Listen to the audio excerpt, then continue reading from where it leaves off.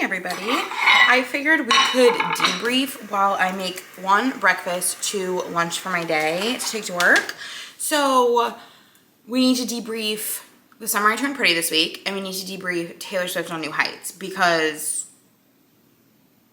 what in the world happened this week? Also, we need to fathom the track list for The Life of a Showgirl, because we haven't. So sorry about that. No upload Thursday. We're back though. We only uploaded twice last week. We'll do 3 times this week. But I have like a Tupperware thing. I'm gonna pack my lunch in. But basically, where do we start? Let's start with The Summer I Turned Pretty. Okay. So first of all, the surfing incident scene. Come on. I thought the rest of the episode was like kind of boring, and then when we got to the like last 7 minutes with her cleaning his wound, yeah, that made the whole episode worth the watch. Because when I tell you I was laying down watching it, I had to physically sit up, and when I heard the heartbeat, I said, hang on. I had to sit up. And then I heard False God. I thought I was hallucinating. I said, no way they're going to play this again, because they played it in season 1. Like, I'm hallucinating. Then I saw the closed captioning. Taylor Swift's False God. False God? Are you kidding? Bonrad is so endgame. Like, you just can't even deny it at this point. You can't. They're so happening. I'm just waiting for Belly to... Como se dice, get rid of Jeremiah. The only other part of that episode that I liked was Laurel coming to the bridal shower, because I did cry. But like, also, can we talk about Conrad making sure both of them eat? His little post-it note on Belly's. And then he said, she's not eating, Laurel. She's not eating. And then when Laurel said she wasn't hungry, he said, 2 burgers and fries. What a man. What a man. I love him so much. Also, Jeremiah just pisses me off, because the part where he's like, does not paying your credit card negatively impact your credit score? Are you dumb? Like, I honestly, I just can't comprehend how stupid he is.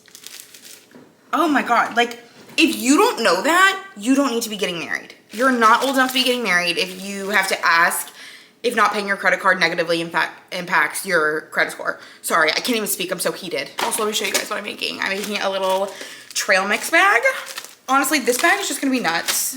I'm going to put cashews, pistachios, and almonds in it. I just got this bag of pistachios. I'm almost done with it. I might as well finish it. Okay, my next point. I don't like Taylor. Guys, in The Summer I Turned Pretty, not Swift. Because I know I said that was another talking point. Don't ever get it confused.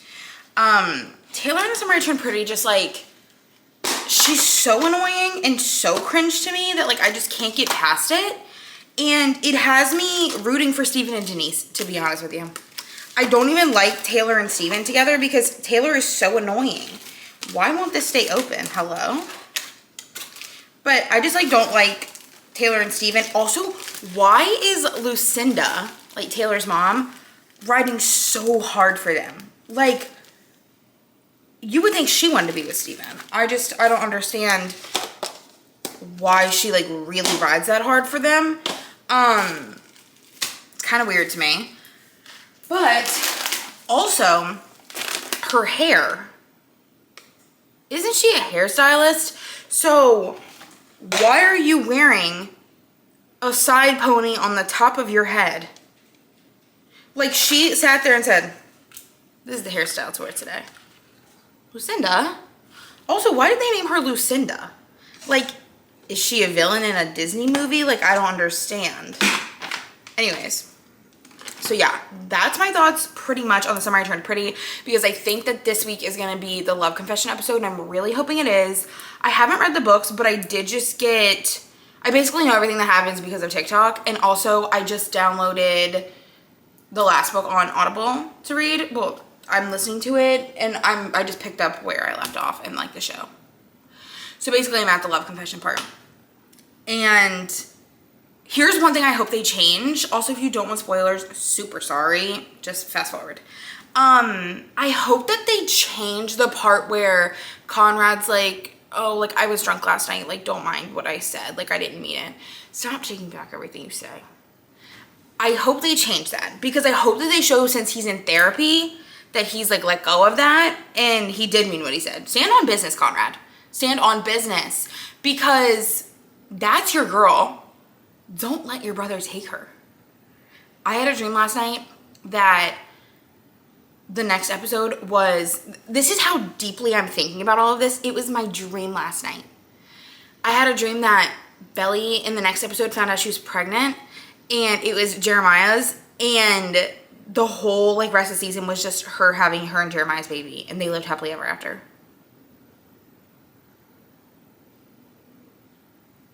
Like, I woke up and I was like, oh, thank God that's not true, because I would be fuming. Like, I would have to write a letter to Jenny Han and be like, Jenny, let's run this back. Let's make a reboot already, starring me and Chris Briney. Yeah. But here's the thing, like, I just feel like there's no turning back. There's no turning back. It's Von Rad now. It's Von Rad. And for the Jeremiah fans, I'm not sorry. I'm not sorry. I don't care. Yeah. It's just like, I don't know. But I hope that Steven and Laurel find out he cheated in the next episode too. And then I hope everybody goes crazy that he cheated. And then I'm sorry. Again, I'm getting so heated I can't speak. That is when I hope Conrad comes in. I'm rhyming. Am I like fucking Dr. Seuss or something?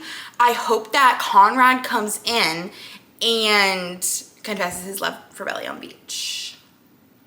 And then I can live happily. Side note, I'm packing my lunch because every single day I say that I'm gonna pack my lunch and then every single day I don't, and then I get lunch out. And one, I'm like not eating well, and then I also am wasting money. So we're packing our lunch today. We're being responsible adults.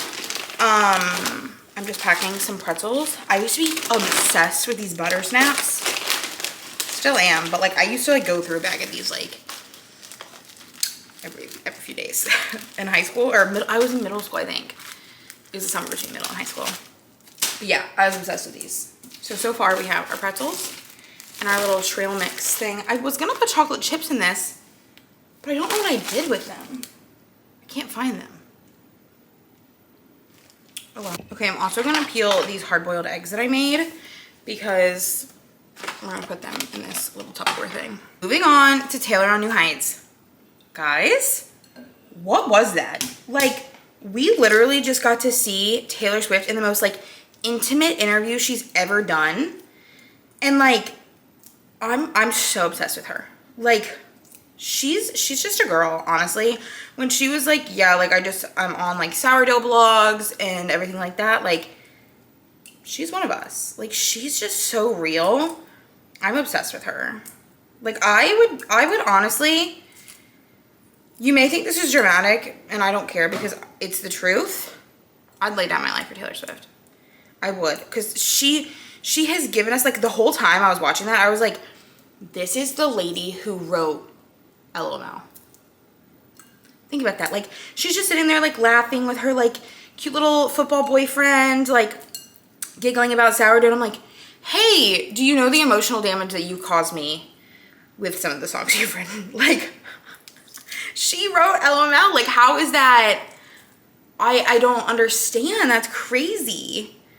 Her brain is literally insane. All of the like words she would use, and Travis was like, dude, like, she's so smart. And then she was like, he pretends not to know what they mean, but they do. But he does. Yeah. Like, oh my God, she's so smart. And honestly, some of the words that she was using, I didn't know prior to listening to her songs. Like, what's the word? What's the word she uses in Gold Rush? Oh, I can't think of it.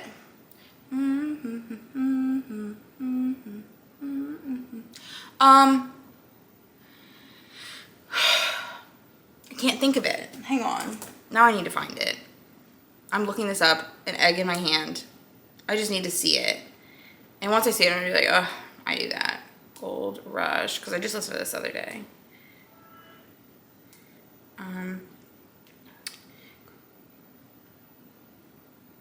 Contrarian. I didn't know what that meant prior to that song. And she used it in that interview. And I was like, I had a vocab lesson from Evermore. So, also, unpopular opinion. I need to say this because I was thinking about it the other day because it came on shuffle and I skipped it. I think that in terms of, like, I don't think Taylor Swift's ever written a bad song. Like, ever. Let me get that straight. But if you guys had to say, what do you think was her best lead single or best single? It doesn't have to be lead single. So best single and worst single. I know a lot of you are gonna say Me, and that's gonna make me upset because Me does not deserve the hate it gets because it's actually a really good song. Anyways, and I'm not saying that this next one is a bad song. I'm just saying, like, I just don't love Willow that much. Like, there's something about it I don't love.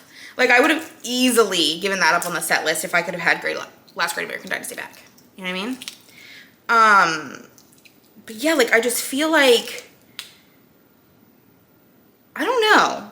Like, it's a good song, but, like, it's just not my favorite, if that makes sense. Best single?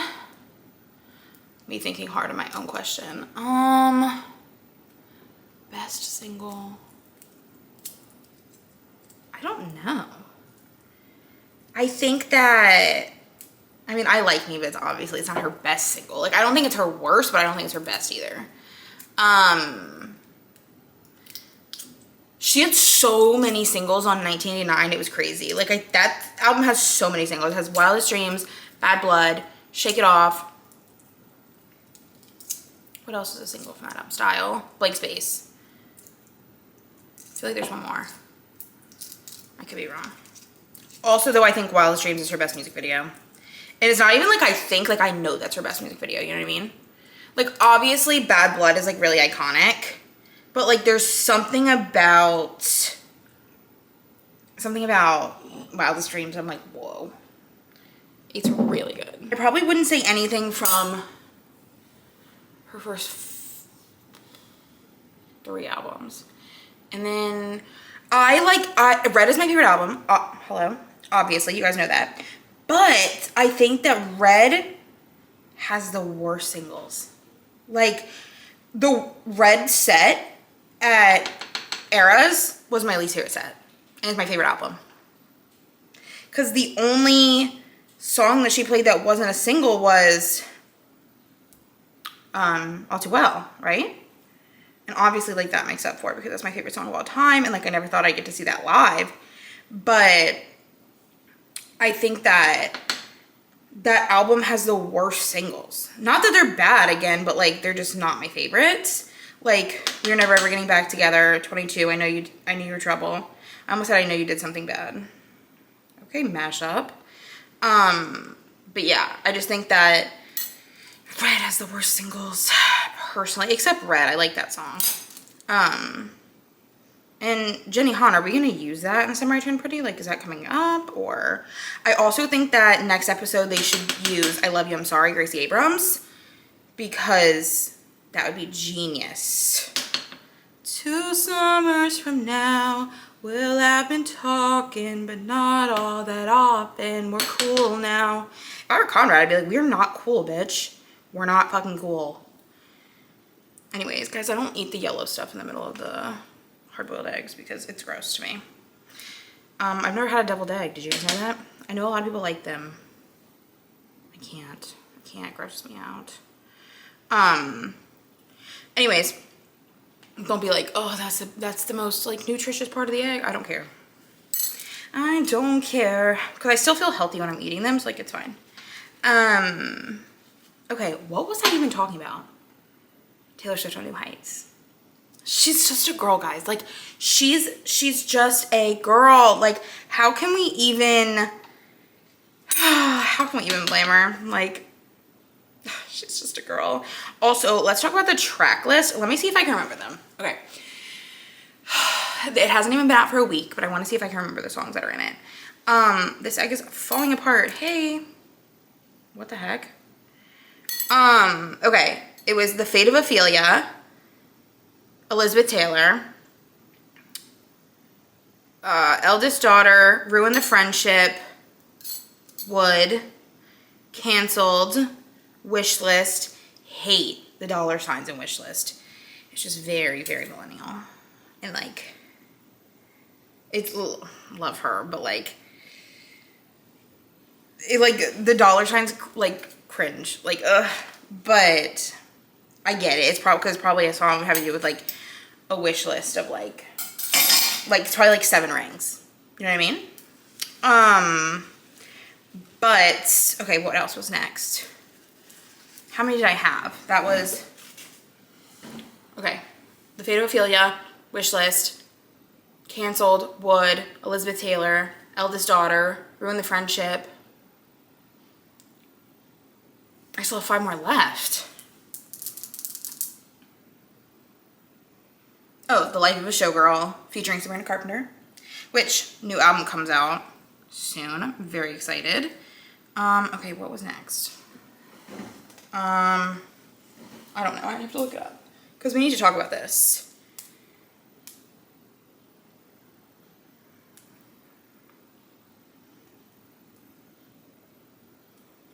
Okay.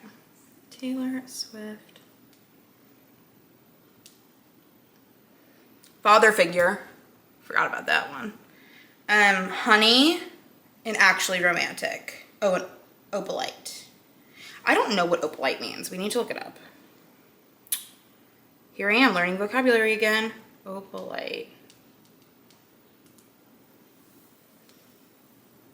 Man-made opal. Oh, it's just an opal? I thought opalite was like a... I thought it was like...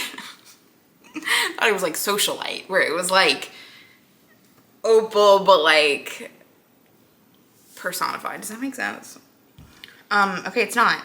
Opalite is a man-made opalescent glass that is often used... What?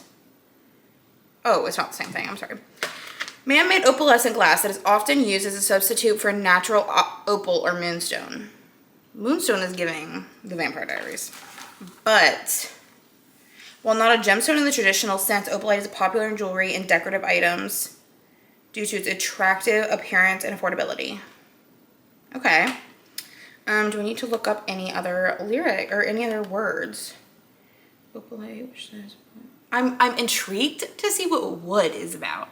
Because it's not like W-O-U-L-D, it's W-O-O-D. Like wood. So like, intrigued to know what that's about. Also,